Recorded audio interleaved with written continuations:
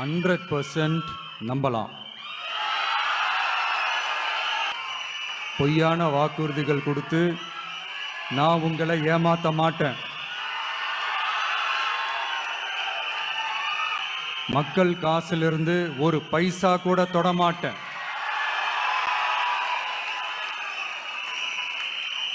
நான் ஏற்கனவே சொன்னது தான் இங்கே நான் மறுபடியும் ரிப்பீட் பண்ணுறேன். நம்மளுடைய வேட்பாளர்களும் நானும் வேறு வேறு இல்லை.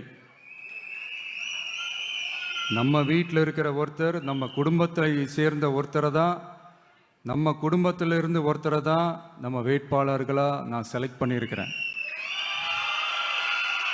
நம்ம வேட்பாளர்களுக்கு நீங்கள் ஓட்டு போடுறது நமக்கு நாமே ஓட்டு போட்டுக்கிற மாதிரி.